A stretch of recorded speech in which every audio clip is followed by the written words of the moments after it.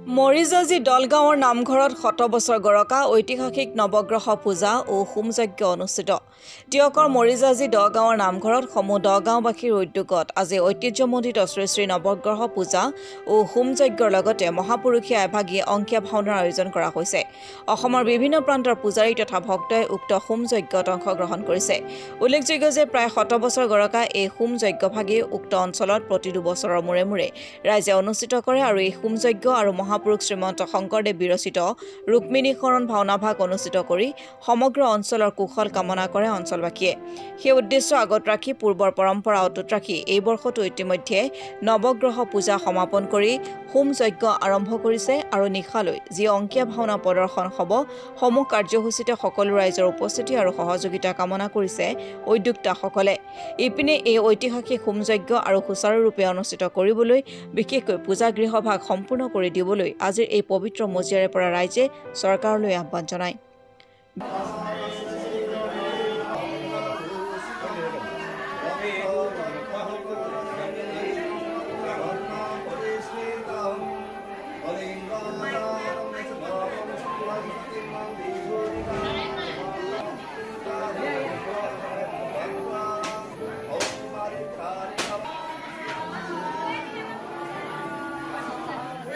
আজু ককাহঁতৰ দিনৰ পৰা আমাৰ যি নৱগ্ৰহৰ হোমযজ্ঞ সেই নৱগ্ৰহ হোমযজ্ঞ আমাৰ গাঁওখনত পাতি আহিছে।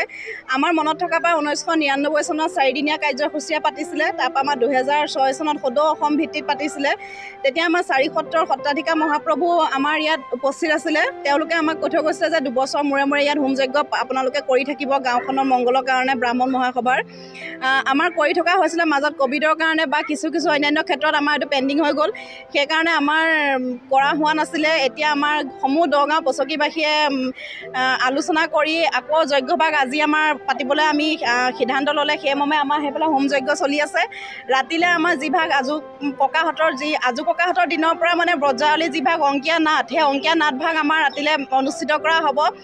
সেই অংকীয়া নাটভাগৰ এটা মহত্ব আছে কি আমাৰ গাঁওখনত যদি কাৰোবাৰ ৰোগ ব্যাধি হয়, কাৰোবাৰ কিবা অসুখ বিসুখ হয়, আমাৰ ব্যক্তিগতভাৱেও সেই নাটভাগ মানে আমাৰ কৰে যাতে গাঁওখনৰ মংগলৰ অৰ্থে। সেইকাৰণে আমাৰ সেই নাটভাগো মাজতে ৰখাই দিয়া হৈছিলে, কিন্তু ৰখাই দিয়াৰ পৰা আমাৰ গাঁওখনৰ অনেক মানুহৰ তেনেকুৱা অসুখ বিসুখ হ'বলৈ ধৰিলে। গতিকে সেই নাটভাগো আমাৰ তামোল পাণ দি আমাৰ বৰনামঘৰতে বন্ধা হৈছে। আজি ৰাতিলৈ আমাৰ সেই মহাপুৰুষীয়া অংকীয়া নাটভাগ অনুষ্ঠিত কৰিবলৈ আমাৰ মঞ্চস্থ কৰা হৈছে। গতিকে সকলো ৰাইজক সাদৰে নিমন্ত্ৰণ জনাইছোঁ, আমাৰ যজ্ঞভাগিলেও আহক। ৰাতিলৈ আমাৰ অংকীয়া নাটভাগো আমাৰ গাঁৱৰ ৰাইজে পাতিছে, সকলোৱে আহি উপভোগ কৰকহি। আজিৰ দিনটোতে আমি নৱগ্ৰহ পূজা আৰু হোম যজ্ঞ আৰম্ভ কৰিছোঁ। প্ৰায় 100 বছৰৰ পৰা এই যজ্ঞ আৰম্ভ হৈ আছে আৰু আমি অতি গৌৰৱে ক'ব খোজোঁ যে যজ্ঞভাগী চলি আছে যদিও যজ্ঞ মন্দিৰভাগী আমাৰ সম্পূৰ্ণ হোৱা নাই। ইয়াৰ বাবে আমি চৰকাৰৰ দৃষ্টি নিক্ষেপ কৰিছোঁ। চৰকাৰে যাতে এটা অনুদান দিয়ে আমাৰ যজ্ঞ মন্দিৰভাগে যাতে সম্পূৰ্ণ কৰিব পাৰোঁ। Bureau report Assam today.